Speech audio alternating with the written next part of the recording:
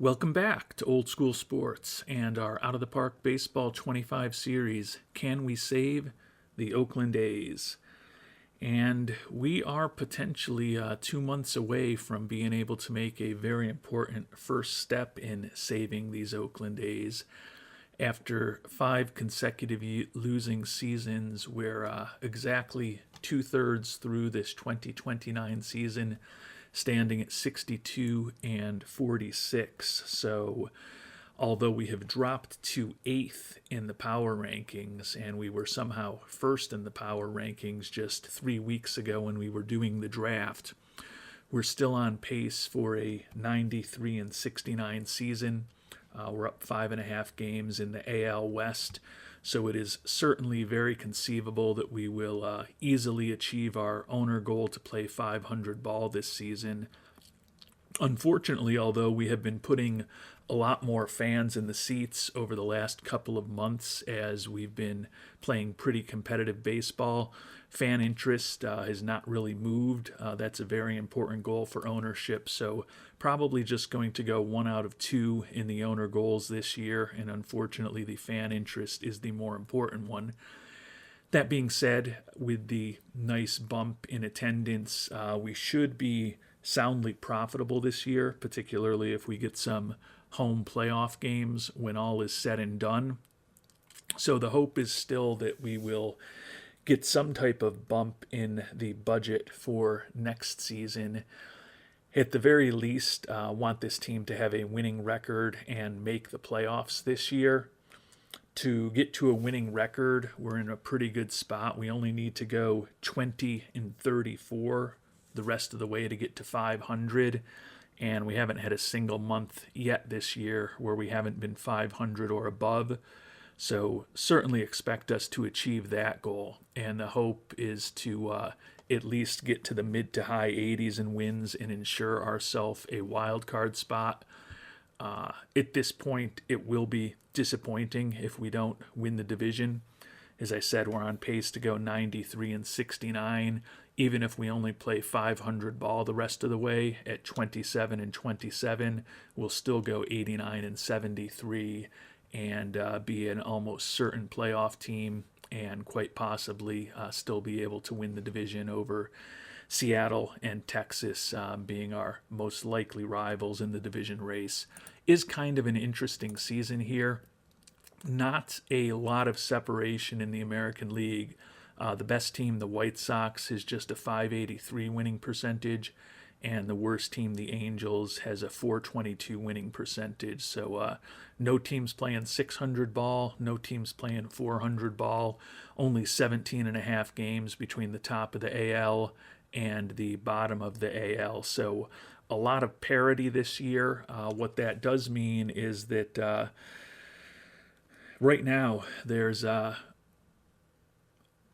only 7 teams above 500, which I guess in a 15-team league is exactly what you would expect. 1 team at 500 in the Orioles, and then 7 teams below 500. As I said, minimum we want over these next 2 months of the season is to have a winning record and to get this team into the playoffs with a wild card. But with where we are standing right now, certainly would love to win the division, and would love even more to potentially avoid a wild card series. But at this point, we are half a game behind Boston for the second best record in the AL, which means we would be involved in a wild card series with the Mariners if we don't make some progress over these final 2 months of the season.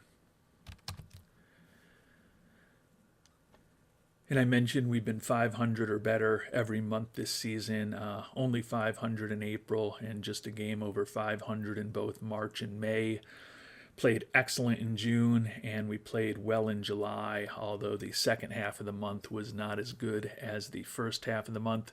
That being said, we're still sitting here 3rd in the AL in runs scored, 1st in runs allowed, and the best defense in the American League. And in theory, our team is even better on paper or the computer screen than it has been in reality. So feel like we got a real good shot of getting this team to 90 wins, but certainly getting August off to a good start now after a relatively quiet trade deadline will be important. And then hopefully we can add some talent as we get closer to the end of the season and past September 1st that will give our manager a little more ability to get creative with his lineups, pinch hit, pinch run, substitute for pitchers a little bit more when we bump the 26-man roster up to 30 for the month of September. And did want to note what I think is probably the biggest mistake that I've made in this series. I'm sure some of you have many other things on the list that you like to remind me of from time to time.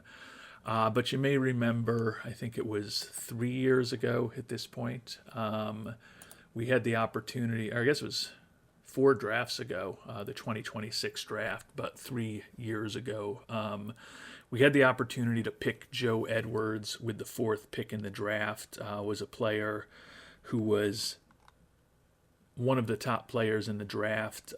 Really liked his bat, but he was looking for pretty significant money. Ended up signing for $12.3 million, so that was well above slot. And we didn't have a ton of excess money that year in the draft budget. And my thought was if we took Edwards number 1, that would basically mean that we'd have to be going for guys looking for slot or very little money in our next 4 picks after that, and quite honestly, all 19 picks after that.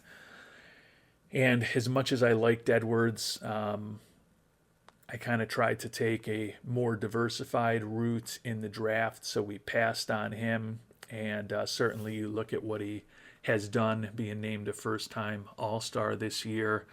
He made it to the finals of the Home Run Derby, just won the American League Player of the Month, and he's hitting .286 with 29 homers and 87 ribbies, a 150 WRC plus, 4.5 WAR already on the season, given his very strong defense for a third baseman.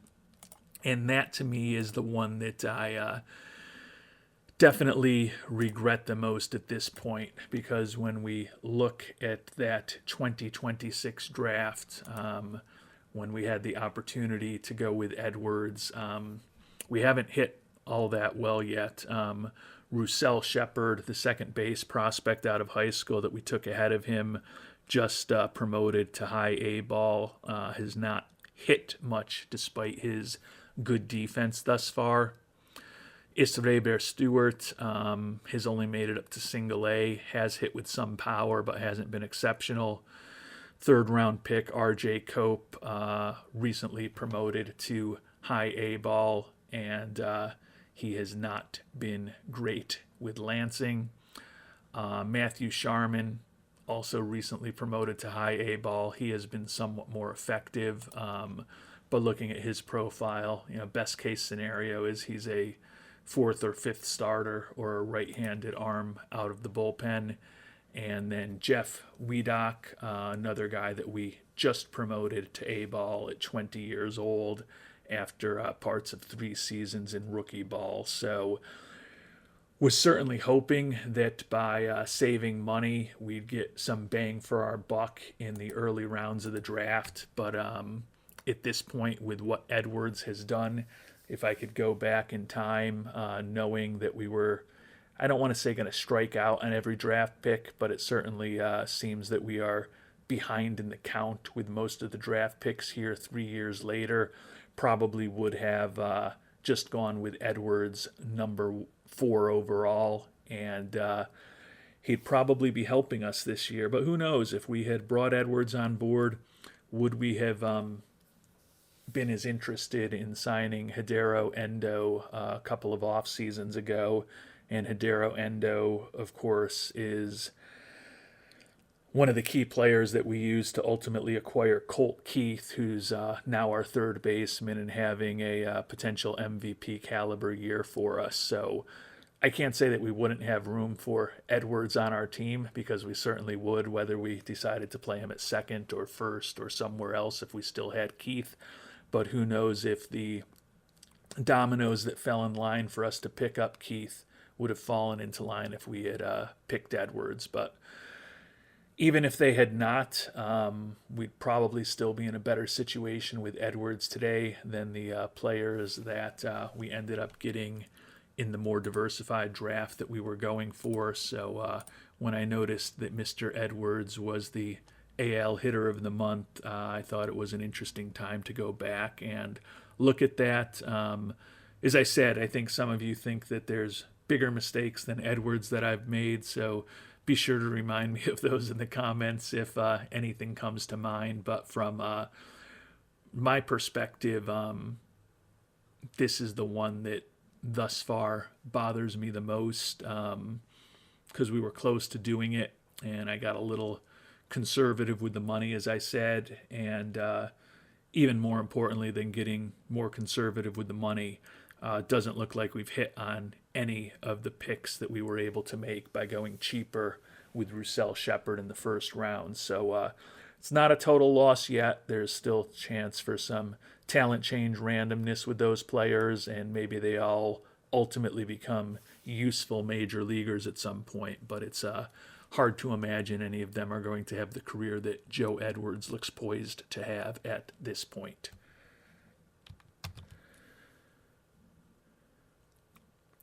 But enough flogging of myself for poor decisions. I do feel like we made some good decisions this past off season, hopefully some good decisions in the recent draft. We are, as I talked about, poised to play much better than 500 ball this year, hopefully get this team in the playoffs, hopefully do some work on our poor reputation and get our career record a little closer to 500 with this squad. Taking a look at the schedule for the first part of August, we're going to finish the road trip to the Yankees, go on the road to Kansas City, and then we've got a homestand against Minnesota and Texas before another real long road trip to the West Coast against the Dodgers, Mariners, and Rockies.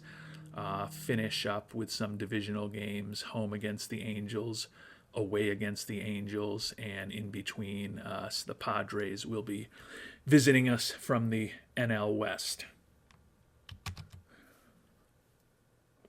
And we're off to a nice start in August, 4-0 record thus far as we try to sweep the 6-game road trip. Got one game left on that road trip against Kansas City today. The bit of an odd 5:05 p.m. start on a Sunday evening. I guess, that's a weird... I guess it's Pacific time, so it's 8:05. So maybe we are on Sunday Night Baseball. Who knows? Couple other good pieces of news. Chase DeLauder, who's been out with a broken hand, just healed up from that. So we're going to probably give him one more game in AAA before making a roster move to bring him back up. He's kind of been what we expected, a bit above average as an offensive player.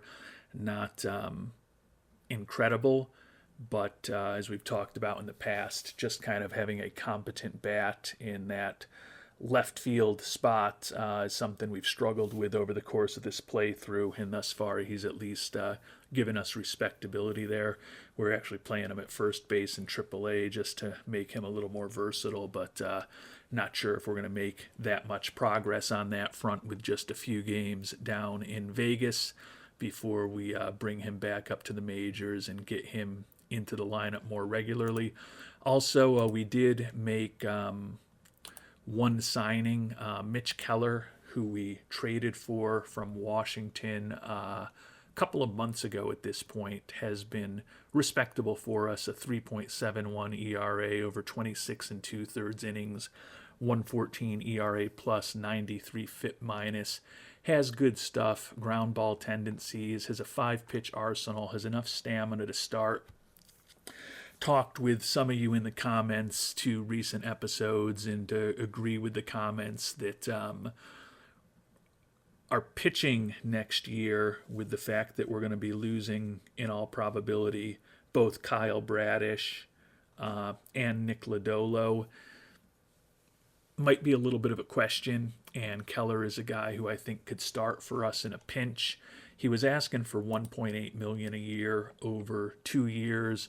We ended up going cheaper and longer, 3-year deal, average of 1.4 million a year with team options for the final 2 seasons. So certainly a pretty easily tradable contract if we decide we need to do that going forward. And if we have to plug in a guy like Keller as our 5th starter next year, I don't think it's the end of the world.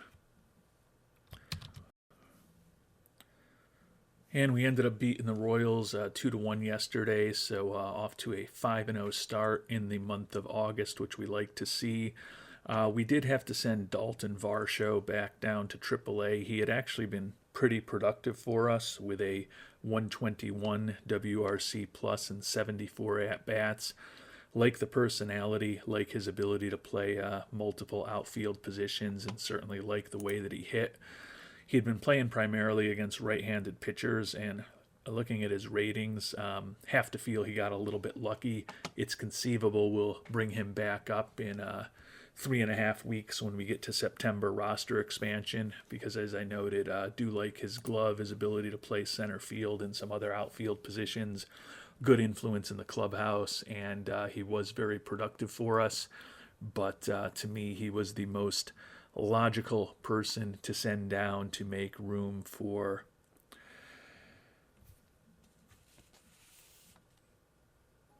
Mr. DeLauder on the 26-man roster, and we'll see if we can keep this really good momentum that we have going over this homestand. Got 6 games at home now. Don't know if we're going to go 6-0 as we have in our last 6 on the road, but certainly getting closer to our goal of getting this team into the playoffs and locking up a winning record for the year. We're now 8 up on the Mariners with those 6 wins in a row, and you can see both Tyler Soderstrom and Colt Keith continue to make pretty compelling cases to be among the MVP vote getters this year. Soderstrom leading the league in batting average and OPS. Colt Keith leading the league in ribbies, 2nd in OPS, and 3rd in home runs right now, despite missing 3 weeks earlier with an injury. And back home in Oakland, of course, we lose the first game back. Even more significantly, Colt Keith suffered an injury, and type of an injury that may just be coincidental, but we come back to Oakland, and Colt Keith going to be out for 1 to 2 weeks with a strained back after he chased away a mugger. So we were just talking about the fact that he was having an incredible season and still in the running to potentially be the AL MVP despite missing 3 weeks. I would have to think that missing another 1 to 2 weeks will likely mean that he's not going to compile the type of numbers that would put him over the top in terms of the MVP this year. But if we can hopefully play about 500 ball while he's out, be a nice boost later in the month when we get him back. If you may remember from the first injury that he had, that was probably the worst stretch that this team has had all season in terms of our performance on the field. So after this good start to the month of August, it's conceivably the next week or two may be somewhat weaker without Mr. Keith in the middle of our lineup. And the homestand ended up being kind of meh. We lost 2 out of 3 against Minnesota, did come back to take 2 out of 3 against Texas. So as we sit here on August 13th and get ready for that long trip, called it a West Coast road trip, but quite honestly, we are already on the West Coast being in Oakland, so a lot less strenuous travel involved than it would be for an East Coast team going out on a West Coast road trip. 8.5 up on the Mariners, so we're still half a game further in front in the division. Magic number is still pretty high at 35. Positively, the White Sox have been struggling a bit of late, and although the Red Sox now have a better record than us, we would have a first-round bye if the season were to end today. But of course, it's not going to end today, so we've still got a lot of work to do. And we took the series 2 out of 3 on the road against the Dodgers. Split the first 2 of a 4-game set against Seattle, and then we'll have a day off before we head to Colorado. Fortunately, Colt Keith is back and healthy after that incident with the mugger, so we will get him right back in the middle of the lineup for us immediately. And we ended up taking the final 2 games of the week against Seattle, so only 2 games over the next 4 games at Colorado. And then we have the Angels, the Padres, and on the road against the Angels to finish off this month of August, which thus far has been really good. Only 5 losses in the month of August, and we're already to August 20th. Taking a look at the standings, the lead in the division is up to 11 at this point. Magic number down to 26. We actually have the smallest magic number in all of baseball at this point. So the likelihood that we are going to go from a team that had lost over 81 games and had a losing record for our first 5 consecutive seasons, in addition to 2 horrible seasons in 2022 and 2023 before we took over, to a division champion, is increasing by the day, which is very nice to see. One thing that's a little less nice to see is fan interest still not budging. Granted, it's been less than 3 weeks since we checked in, but we are running away with the division, playing the best baseball the A's have played in around a decade at this point, and the fans are really starting to come out with our average attendance up over 25,000. But the overall interest, despite that nice boost in attendance, is not moving at this point. And unfortunately, we played our worst baseball of the month over the last 10 days or so in August. We split the series in Colorado. We did take 2 out of 3 at home against the Angels, split a 2-game series against San Diego, but now we've lost the first 2 on the road trip to Los Angeles. So as we sit here on September 1st, the division lead is down to 10 games, magic number of 18, still the second smallest in baseball, behind only the Red Sox. Interestingly, the Red Sox are the only team in the American League with a better record than us, but we are only 1 game up on the Chicago White Sox for the second best record among division leaders. So we are still very close to potentially having to play in a wild card series, and right now the wild card opponent would be the mighty Orioles, who have been playing better of late rather than the Mariners. Soderstrom still in a good battle for the American League batting title, leading the league in OPS, and Colt Keith has dipped to 3rd in OPS. He's actually, with 105 ribbies, probably dipped to 4th in the league in ribbies, with J-Rod, Joe Edwards, and Miguel Blaise ahead of him in runs batted in at this point. So when all was said and done, it was still a pretty good month of August, though. A 17-10 record, .629 winning percentage, ranked 2nd in the AL in runs scored, 1st in runs allowed, still have excellent defense. And we're closing in and getting close to our Pythagorean record at this point, just 1 game worse than expectations. So things are moving towards normalization. And at 79-56, we are only 3 wins away from ensuring ourselves a winning record. And we're probably about 10 wins away from ensuring ourselves a playoff spot. Probably need a bit more than that to ensure ourselves an AL West title. And with another month in the books, and before we get to September call-ups, I know the thing that many viewers are most interested in is just a regular update on Hidero Endo of the Detroit Tigers, formerly of our Oakland A's. And Unfortunately, Mr. Endo's season is unraveling very quickly. The batting average is down to a buck 95, so only a little better than he did with us a year ago. 27 homers and 75 ribbies, so he has been incredibly unproductive since the All-Star break. Strikeouts are up to 241 in just 473 at-bats, so he is officially on pace to strike out in more than half of his at-bats this year.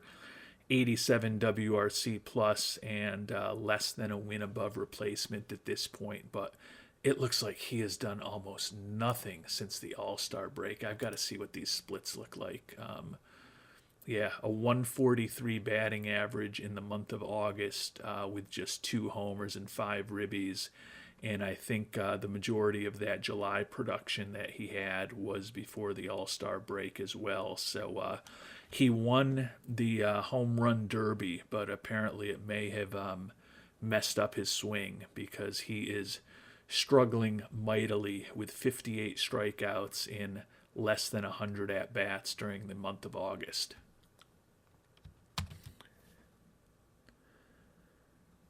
And we've made our selections for the 4 players who are going to join our team in September. The position players, not all that exciting, but it will give our manager more versatility. As we kind of alluded to, we brought Dalton Varsho back up from AAA, talked about how he had been pretty productive for us in the small sample size that he had, and another guy who's a nice influence in the clubhouse. And then Eddys Leonard, who we reunited with when we traded away the left-handed reliever. What the heck was his name?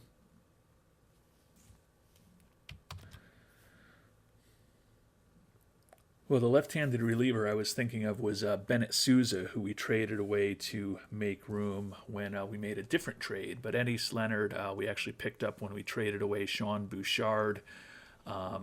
Don't think he is a big-time part of our future. We've obviously already moved on from him once, set to make $3 million next year. Probably not a number that we will be willing to come anywhere near, but think he could hopefully be a useful player for us against left-handed pitching over the final month of the season as we try to position these A's to get into the playoffs. Pitching, slightly more interesting. We brought back up Eric Silva, 26-year-old, who we picked up in a trade with Miami a little over 2 years ago. Made his major league debut earlier this year for us when we had some injuries, was not particularly good, was honestly not particularly good in AAA Las Vegas either, but he's almost 27 years old. He's out of options. If he might be a guy who could be our 12th or 13th pitcher on our pitching staff next year. Want to see a little more about what he can do in the majors and either decide maybe he's the answer for a spot like that or maybe we move on. And we finally have a major leaguer among all of our draftees through the course of this playthrough. Duncan Marston, who was our first pick in our first draft, 4th overall in 2024, has had a long saga through the minor leagues. Finally stayed in Double-A this year after we promoted him to Double-A midway through last season. 5-4 with a 4.29 ERA, 110 strikeouts and 92 1/3 innings in Double-A. Promoted him to Triple-A, and although he was 0-1, he did put up a 3.72 ERA for us, almost a win above replacement in those 5 starts. He's heading into his final option year at this point. He's now 24 years old. His bugaboo in the minors has been giving up home runs and walking too many batters. His control doesn't look like it's ever going to even be average at this point. We still think he can improve a bit as far as his ability to keep the ball in the park, and still think his stuff could get better. I don't see him being a frontline starting pitcher that we would hope to get out of the 4th overall pick in the draft, but could he be a pretty cost-effective fourth or fifth starter for us for the next few years. I think it's possible. If not, I certainly think he could be a pretty interesting arm out of the bullpen. I wouldn't say he's a total whiff, particularly if he gets up to 60 stuff.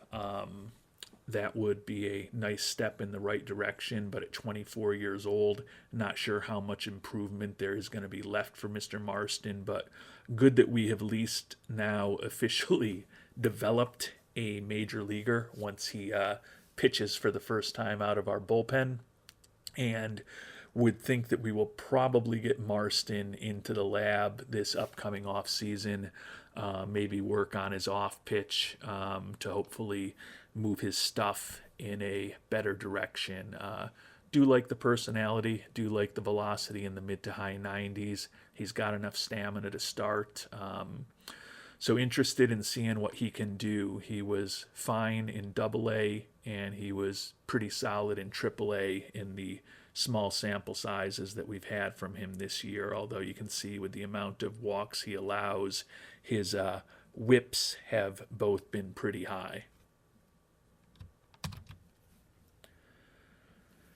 And as we look ahead to the calendar and the schedule for this month of September, got 2 more games in Los Angeles against the Angels before 3 at Seattle and 3 at Cleveland. We'll come home for an homestand, 7 divisional games, 3 against Seattle, 4 against the Astros, back on the road in the division against Texas and the Angels, then back at home for Seattle and Texas. And that will do it all. The season is going to end a little over 4 weeks from now on Monday, September 30th. And barring some incredibly unproductive month of September, or perhaps some absolutely insane rash of injuries, these Oakland A's should be playing baseball in October. Question is whether it will be as a wild card or as a division winner. And if we do it as a division winner, the question is whether we'll have to play in a wild card series or we'll have one of the top 2 records in the American League and earn that important first round bye. And we did get a W, 10-5 over the Angels to start off the month of September, which was positive. You may have noticed, though, when we were looking at the players that we had just brought up, that Brian Buelvas, the outfielder and our captain personality, was injury pending. He's got a strained oblique, so he's going to be out for 3 weeks.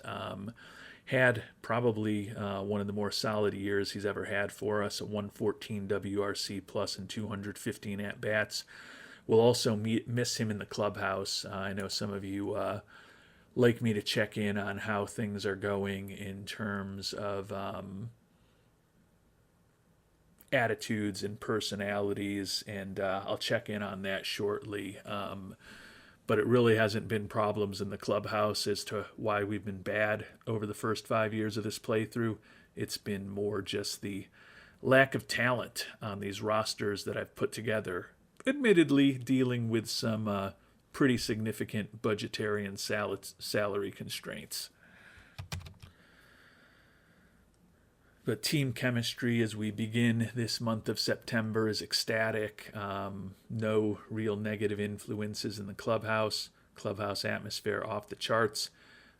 Kudos to Brian Buelvas and the leadership that we've assembled. Unfortunately, we'll be missing him soon, but we do have, I think we have at least one captain personality down in AAA with the veterans that we have there, so maybe we will bring that player up even if they're not going to regularly be in the lineup for any positive influence that might have. Taking a look at the front office and staff cohesion is ecstatic as well. Generally a little more favorable in terms of who works well together than who struggles with one another. Honestly, our trainer is the one who people have a lot of problems with, but if he does a good job keeping our guys healthy, we are willing to deal with that. And actually, we've decided to keep Buelvas up on the roster. As you probably noticed, he's day to day with that strained oblique, only a minimal impact on everything, and we only have him in the lineup against left handed pitchers.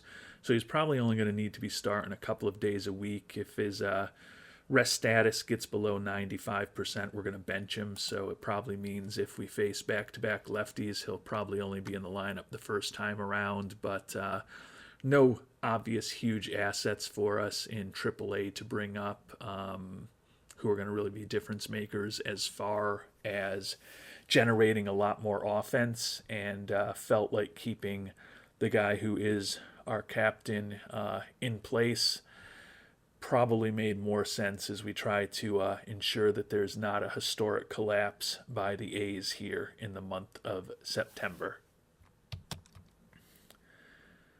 And the month of September is off to a decent start. We split the 2 games with the Angels, took 2 out of 3 in Seattle, and took 2 out of 3 in Cleveland, including a doubleheader after we were rained out on Friday. So a solid start to the month. Unfortunately, our fan interest is actually declining, which is incredibly disappointing because 84-59 record. We're 12.5 up on the Rangers now, taking 2 out of 3 against Seattle. Really helped with that. So as we sit here, our magic number is down to 7, and it's down to 6, I believe, to clinch a playoff spot, period. So we are in a real tough battle with Boston and the Royals to see which 2 teams will have the best records of the division winners. I guess Chicago may have something to say about that as well. Hopefully, as we've talked about, we'll end up not just winning the division, but having one of the top 2 records in the AL. So I don't know how much more we can be expected to do on the field with the smallest budget and the smallest payroll in baseball, and the fact that we're on pace for a 90-win season, on pace for a division title, and our fan interest has actually gone down this year. Kind of documents how hard it is to probably build anything real sustainable and successful here in OOTP 25 with these Oakland A's. And unfortunately, as we're trying to compete for one of the best records in the American League while also clinching the divisional title, we just had a 4-game losing streak at home this week. We did win the first game of the homestand in the final 2 games, so the 3-4 record was not catastrophic, but we're not going to make it to 100 wins at 87-63. As we sit here on September 17th, 2 months left in the season, 11-game lead on the Rangers. Soderstrom still looks like he is a pretty good bet to win a batting title as well as lead the league in OPS. He's kind of the only guy left on the leaderboards for us at this point. Magic number is down to 2 over Texas, and Texas is also the team that's in the 3rd wild card spot. So odds are that when we clinch the wild card spot and the first playoff appearance for our Oakland A's in this playthrough, we will also be clinching an AL West title. The Red Sox at 89-60 are 2.5 games better than we are. They've already clinched a playoff spot. Looks like they're the first team in baseball to have done so. So they're going to be challenging for us to get past over these final 2 weeks of the season. We are half a game better than the Royals for the second best record in the American League. They're still in a pitched battle with the White Sox. Hopefully they'll be playing each other a lot and splitting those series over the last couple weeks of the season. As I've talked about previously, and I've talked about in many previous series that we've played, certainly would love to get that first round bye rather than have to participate in a best-of-3 playoff series. Although if you had told me 5.5 months ago at the start of this season that our A's were going to be a 90-win team and playing in a wild card series, I certainly would have accepted that. And I guess my math was a little bit off because even though we didn't play, we have officially clinched a playoff spot, still 87 and 63. And if we win today against Texas, we will have officially clinched the AL West. Basically, just need to win one of these 3 games in the Dallas area, and our A's will be the 2029 AL West champions.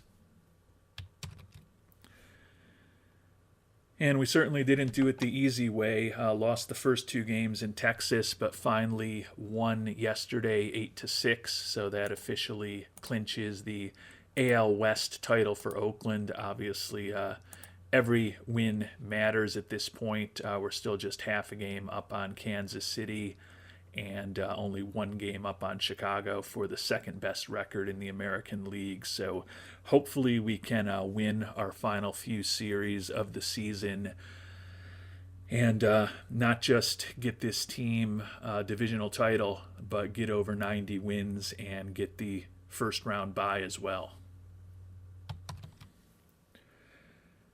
And we did take 2 out of 3 in Anaheim against the Angels to take that series, another 500 week for us. So we are headed home for the final 6 games of the year, 3 against the Mariners, 3 against Texas. Those are the 2 teams that are closest to us in the division, but at 90 and 66, as we've talked about, we have already clinched a division title. Still only half a game up on the Royals as we try to ensure that we finish with the second best record in the AL. We're 3 games, or actually 3.5 behind the Red Sox, so mathematically we could still get past them, but pretty unlikely with just 6 games to go. And we did win the penultimate series of the regular season, taking 2 out of 3 against Seattle, so just 3 games left against Texas. Taking a look at the standings, we are 1 game up on the Royals for the second best record in the AL, and we are 3 games behind the Red Sox for the best record in the American League. So we're going to have to be perfect and have the Red Sox go 0-3 just to get in a tie with them. I think the main goal is to hopefully take this final series against the Rangers, and if we can win 2 out of 3 against them, we'll feel pretty good about our odds of holding off the Royals for the second best record in the league. You can see Colt Keith has gotten hot again. He's now 3rd in OPS, 3rd in ribbies, and it's not inconceivable he could get past J-Rod and Edwards and end up leading the league in ribbies. Soderstrom with an 8-point lead for the batting title with 3 games to go. Stranger things have happened, but it would certainly be a big upset for him not to end up with the AL batting crown.